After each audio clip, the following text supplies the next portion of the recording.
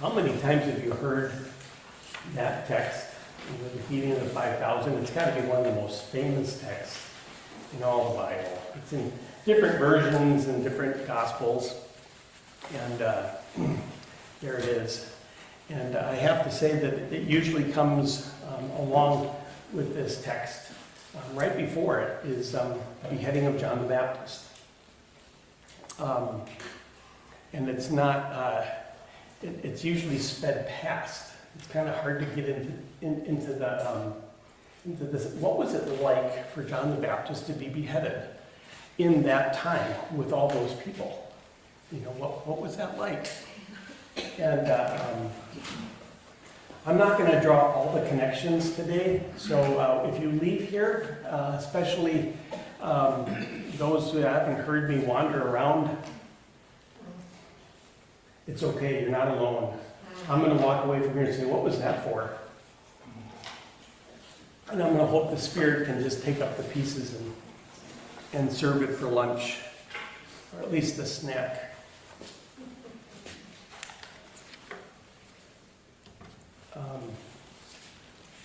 Renee Good was killed in Minneapolis, South Minneapolis, on her way home. Moved here from Atlanta, and just loved Minnesota. Loved what we were about. Not necessarily the cold weather, but the warm hearts. And as a gay woman, she felt so welcomed. And it was just a joy to be here. And so she died at the hands of an ICE officer. And I've said this before, the Spirit had to be with Renee. It just had to be with Renee, in my mind, no doubt. Because if I would have been the one in that car, I would not have been telling that officer, hey, I'm not mad at you. I'd be very mad at him and all the people that came with him. But no, I don't have a problem with you. Are you okay? You could always come over to us. Are you okay? I'm not mad at you. Before he shoots at her, point blank, and kills her. And then the ensuing weeks that went by with actions and demonstrations and vigils for Renee. And our kid Em lives just a few blocks from some of these actions, and that we attended. But then No Kings Rally came, one of the first ones, especially in the winter. It was going to be a bitterly cold action, and they figured there'd be at least 10,000 people or so in downtown Minneapolis. Turns out 50,000 people showed up when it was well below zero. I forget what it was. We had a contingent from Peace that all piled in, and we went down there with people in a car that many had never been at a protest before or a rally. Young and old, men and women, little babies and children, and it was, I think it was below 10 below. It was really cold. And once we got downtown, it felt cold. It felt cold, but we could have marched a lot longer. And we had no idea how many people would be there. And once we got there, there were people, if you remember, if you were with me, and some of you were in different crowds with different people, there were people with wagons of water, bottled water, asking if anybody needed water, granola bars, other snacks, just passing it among themselves and each other and asking, and people were helping each other. And once you're in a crowd of that size and magnitude, and it seems like it keeps growing, the last thing you want to do is drink any liquid. You're just praying that, you went long enough in the bathroom before you started. And we walked for so long that by the time we got back, the end was just getting started. They just kept coming and coming and coming. And it was such a celebration. I mean, yeah, you know, the F word was thrown around so many times, it's almost like if you eat too many jalapenos, it doesn't matter what the flavor is of the food you're eating. But if you like jalapenos, it says something, but it loses its sting. But for the most part, there were people that were just so full of compassion and love for each other. And that was the thing. All the signs was about sharing our grief of what's going on. It was like a procession for a funeral. And it did something to our hearts. It softened them. And then the next day came, January 24th, in the morning. And Alex Preddy was killed the very next day. And if you lived through George Floyd, like most of us have, I began to pray that we didn't burn down the town again. And a miracle happened. Somebody showed up with 5 loaves and 2 fish. He said, we're not going to do this. We're going to all sit down. I'm going to play some music. We're going to create a resistance choir. We're going to go down to the building, the Whipple building, and we're going to play our drums. We're going to bring food. And then we're going to bring cars. And cars are going to be sitting waiting all night long, every night from here on out, because that's when they release the people that they've kept. If they do, they usually get rid of them middle of the night. With no ID, no cell phone, no coat, just left into the night. Enough to make you so angry. But they weren't angry. They just did what they did to love these people. And we continue to do what we do to love the people in our midst and bring food and meals to folks in the neighborhoods and continue to do that. That night, the 24th, after attending a vigil for Alex Preddy, literally a block from where Em lives, our kid, we came back and there was a vigil in Lauderdale on Larpenter, and I got a couple calls from people who went down there, and it wasn't 50,000 people from Lauderdale. It was a few dozen, 2 or 3 dozen people. Some of you were there, and Mike, and they were real people. Mike, who lives right behind us to the left, had open heart surgery. A couple days separate from when his wife had open heart surgery, and his sternum was still cracked open, and his wife had just died because she didn't make it. He comes down to the vigil on Larpenter Avenue with a boombox. And if you know Mike, he's always smoking a pipe and playing Rastafarian music. It's Rasta music. It's freedom music. And he plays this freedom music. Somebody else shows up with hot apple cider. Mind you, it's still well below 10 below. Anything below 10 below is like, you don't even count it anymore. And people stood together and did what people do when you grieve. You feed each other. You give hugs. You light candles. And you sit together and you don't care where they come from or what they do, what they believe or what they don't, what God they worship, if they worship. None of it matters. What matters is God is present. And we're being human. It's a human thing to do.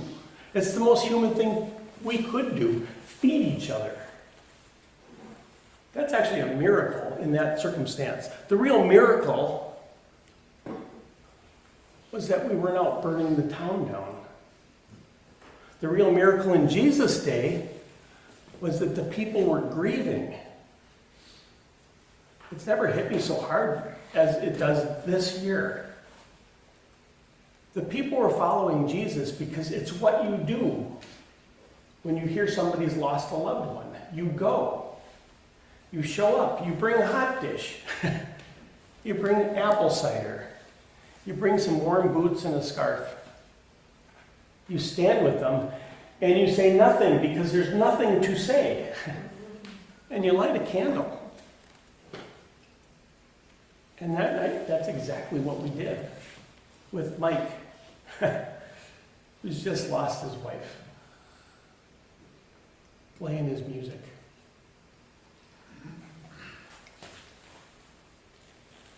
We make a lot of business about this. 5 loaves and 2 fish. It's a miracle. They have like popcorn popping all over the people. You know, it was gonna crush them to death because there were so many miracle fish that showed up. We totally missed the point. The miracle is that the people in that crowd with Jesus found it in themselves to touch their humanity and to be human together in compassion for each other. They could have been out calling for the head of Herod. They could have been running to their own slaughter or slaughtering others, but instead they wanted to comfort Jesus, and Jesus comforted them. And I think it's really true. I think in that moment of shared grief, something is healed in us. As it says, he healed many of the sick.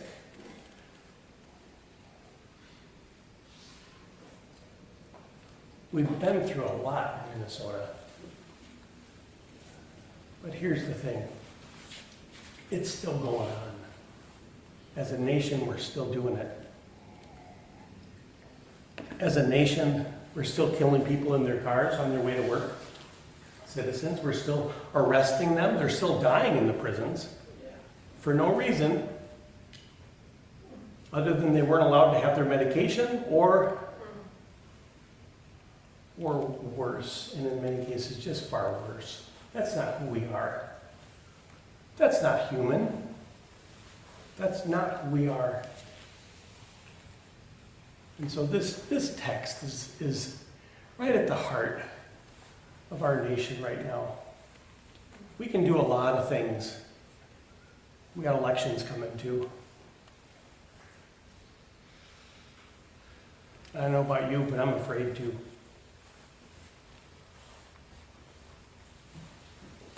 So I think in the midst of that, I think what we're called to in this text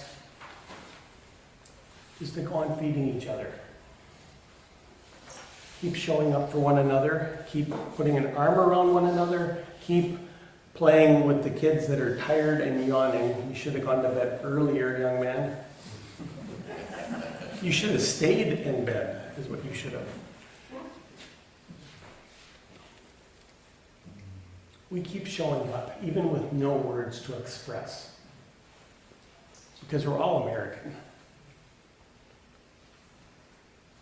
And we all count. There's just endless grief that we're going through.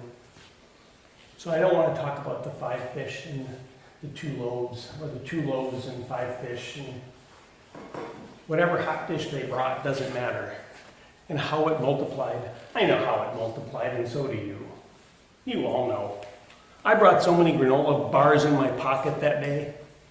I came home with 0 of them in my pocket. And I didn't count the cost. And other people did too.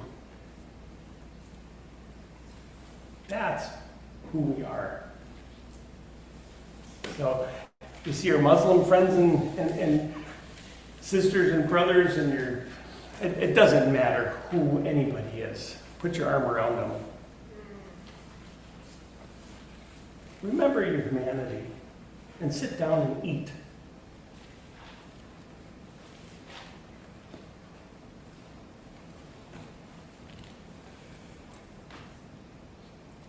My last thing. I have to say one more thing because it's my favorite text.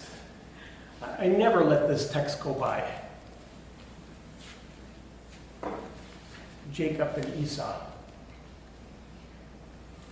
Esau is really angry. He's a hothead. It's been 21 years. Jacob thinks he's going to kill him. The next morning, he goes across the river, and he sees all of Esau's people coming. I don't know, on horseback, chariots, Humvees, they're coming at him. In the desert, the smoke is broiling up, and he knows he's dead. So he goes out ahead of the women and the children, and behind all of these camels and goats and sheep and dogs and cats and all of these things that he's brought as a gift for his brother to say, I'm sorry. And he goes ahead and he sees his brother jump off of his horse or whatever it is, and he's running across the field to him. And he knows that he's probably going to pull a sword out and run him right through and kill him right there. But instead, Esau wraps him in a big Esau hairy hug. Stinky hairy hug from Esau. My brother. And he forgives him. He says, don't worry about that. You can't steal a blessing or a birthright anyway. That's kind of stupid thinking. Look at me. I've got more than I ever need. I don't need these things. I need you. I need my brothers. I need my cousins. Oh God, I need my cousins. I know how they're going to vote too, and I still need them. I need to find a way to wrap them in a bear hug. The story doesn't have the ending you thought it would. And I think the story that we're living is not going to have the ending that we think it will. Either way, we're going to have hot dish. And I hope hugs are abounding, because that's what we believe. Even for Keith, give him a great big bear hug from me. Don't break him, though.